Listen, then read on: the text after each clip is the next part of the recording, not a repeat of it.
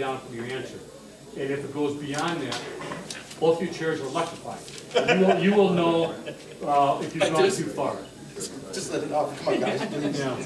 Okay. Yeah. So. It's got the eject button. It's right here.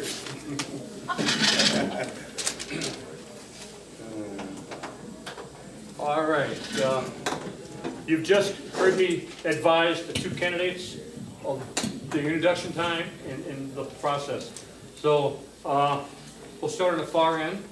If you would start, identify yourself and tell the panel who you are, a little bit about your background, and what you want to accomplish in the legislature should you get that goal. My name is Robert McEntee. I'm a professional land surveyor, state of the Nevada, also licensed in California, North and South Dakota. I came to Nevada in 1993. I left St. Louis, Missouri, where my hometown was. Came here because the work environment in St. Louis had changed. The government structure was basically trying to push our business out of the way. We were losing contracts, and it wasn't due to a quality of work, it was due to a political environment. I came to Nevada. We saw a chance, an opportunity that was business friendly. Up until recent, it has been a very exciting environment, exciting time here in this state. And I got into this race due to a frustration of what I had seen from our assembly and representatives, and I wanted to try and make a change. I've seen constantly more and more regulation put upon every industry, be it survey, be it construction. We've had to get more and more inspections, more and more looking over our shoulder, and less personal acceptance of responsibility. I came here thinking the West was, you were responsible for your actions, and it turns out it's becoming more and more, government tells you how to do your thing, you accept it, follow our path. I want to change that path and get it back to you stand on your own. Hi, Kevin? Good evening. My name is Kevin Child. I'm running for State Assembly District 42. Thank you for putting this on again. I really appreciate your time. I've been a resident since 1975 in Nevada. I went to Bonanza High School. I'm currently a realtor. I'm the business development director for Century 21 Barrett.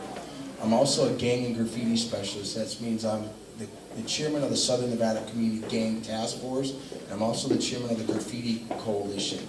That means we go out and we identify graffiti, help clean it up. I help design the number, the 455-4509 number to clean up graffiti. When you call it in, we'll help clean it up. It's about awareness, and this is what government's all about. It's about awareness. I've been in front of you many times right now, and I'm a common sense person. I'm a businessman. I see things that we need to start doing something different in Nevada. That's why I'm here. And I appreciate you guys holding this forum. You have 10 seconds when that happens. Nope, you got it. Okay, Melanie, we'll start at your end of the table.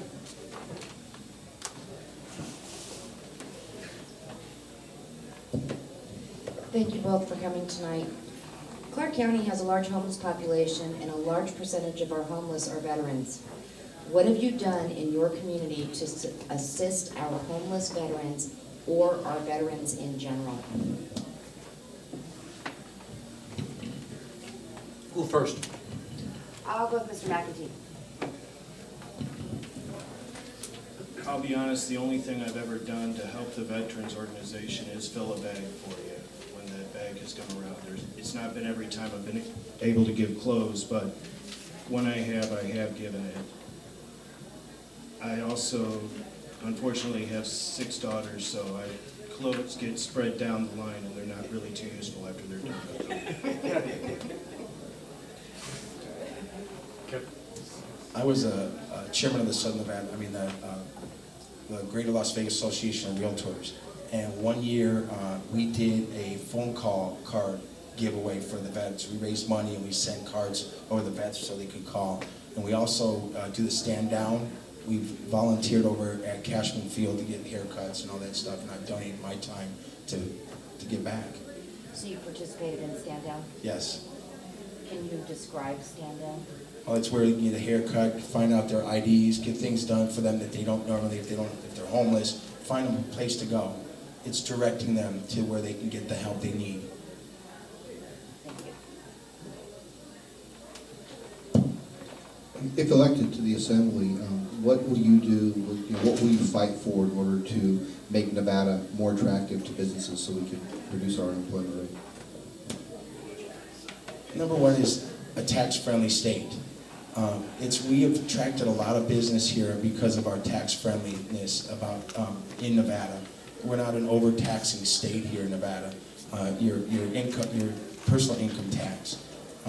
So we have to keep on that avenue, is make it more lucrative for these people to come here, because guess what? Small business is what drives our economics.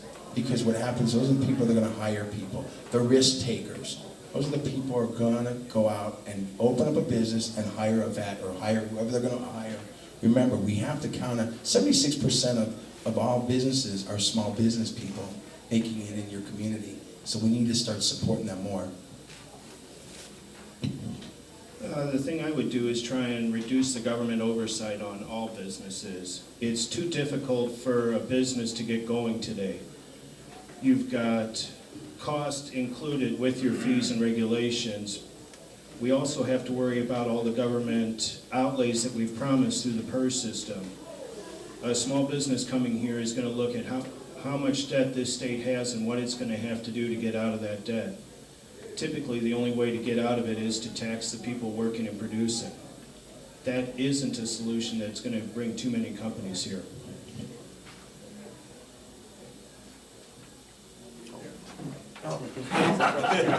One in each hand, stereo or both ears. Schizophrenic personality. It'd help if I turned at least one of them on. All right, flip side of that question. One of the things historically, I'm an economist, that can hurt development is the government itself standing in the way.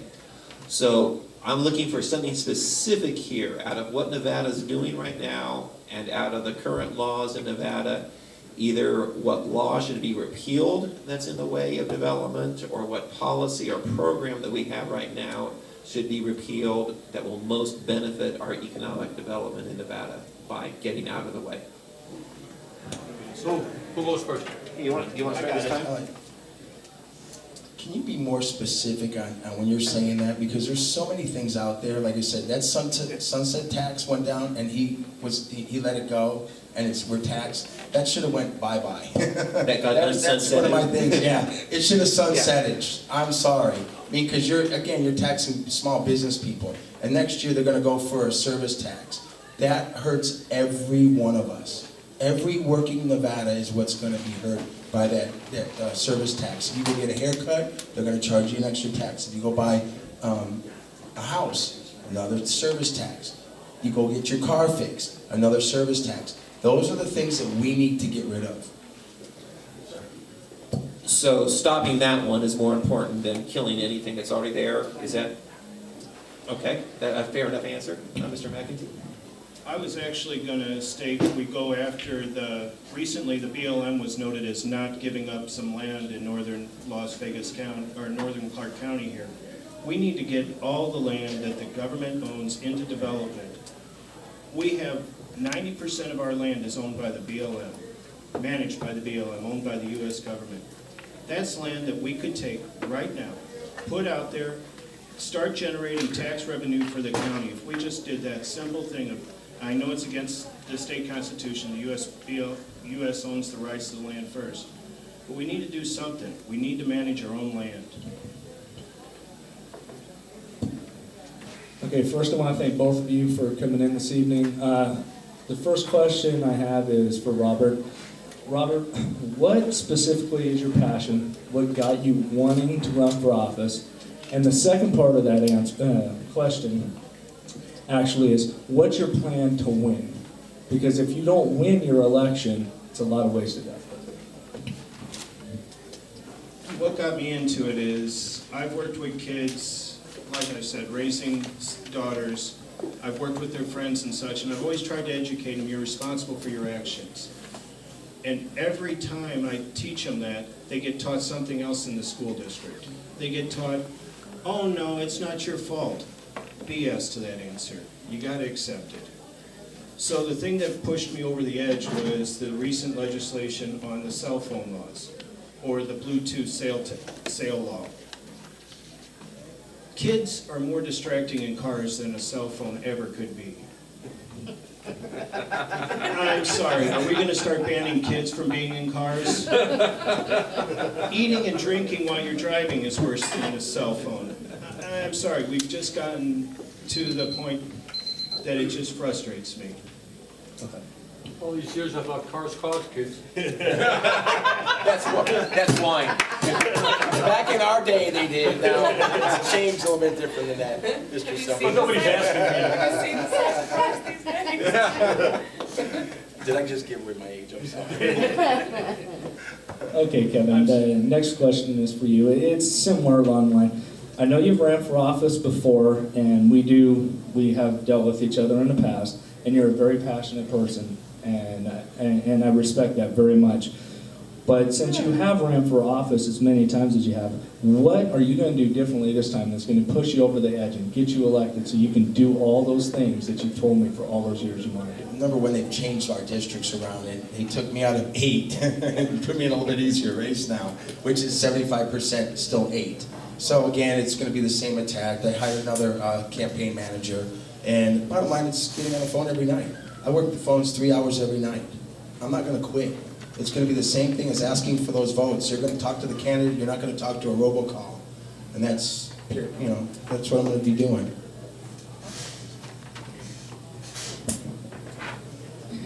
First of all, are you both familiar with the Veterans Courts? And second, if you are, will you as legislators vote to expand the scope of the laws that are covered by the Veterans Court? Specifically right now, they cover misdemeanor drug offenses, but guys with PTSD and other issues have obviously other criminal possible liabilities. And so would you expand the court in order to make sure that there's more people covered?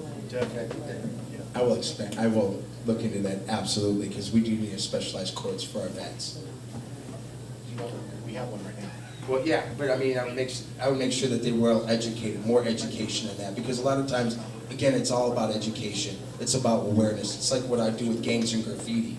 If I'm not teaching the public, you're not going to know what's going on. There's a lot of issues out there, and there's a lot of issues. My little nephew, he's a SAR. He's in the Navy. He's a search and rescue. He goes through a lot of stuff every single day. And you know what? When he comes home, there's a little difference. You can see him act a little bit different. And I want to make sure that they have the best care they can possibly get. End of story, period. Yes. I honestly was not aware of the veteran court. I apologize for that, sir. I had not done that research.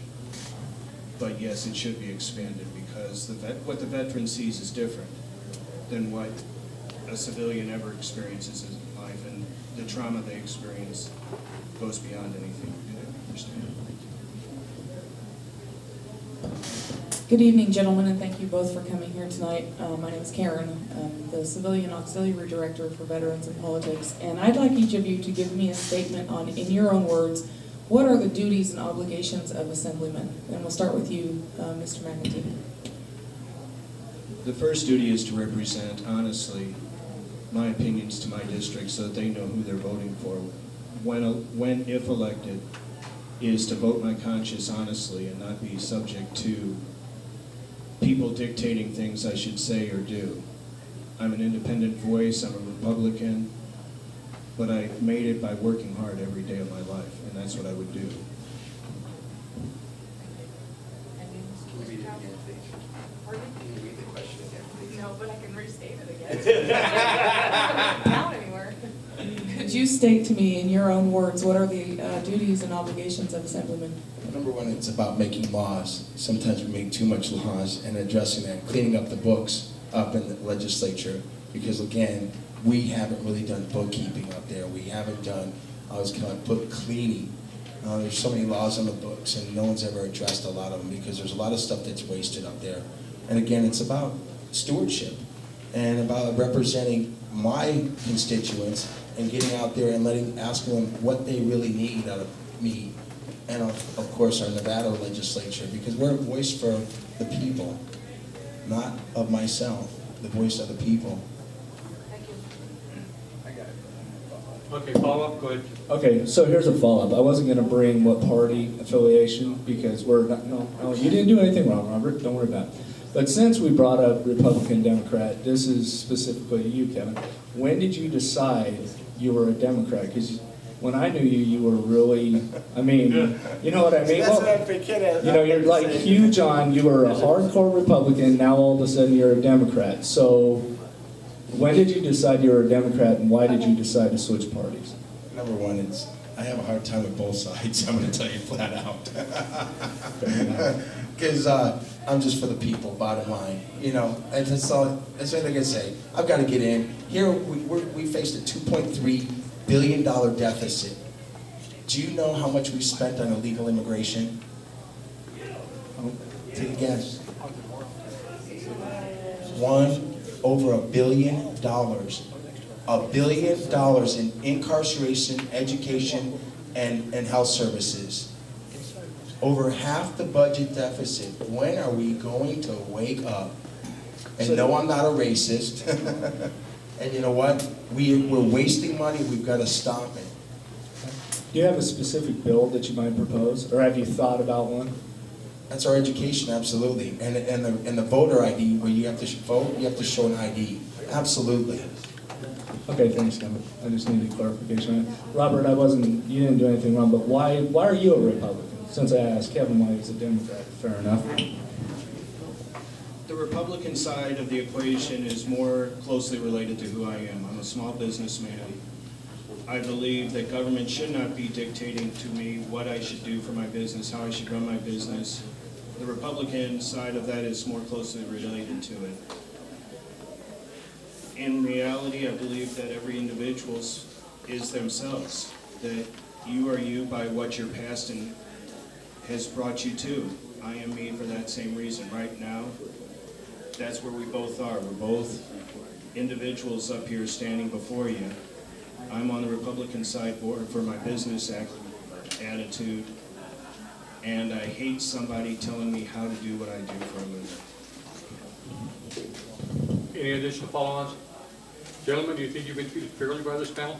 Absolutely. Absolutely. Okay. I know it took time out of your day to come here, specifically in the evening. You probably have families and friends and cold beers waiting to watch a basketball game, but we truly appreciate that you took the time. Thank you very much. Thank you, guys. I'm glad you're not.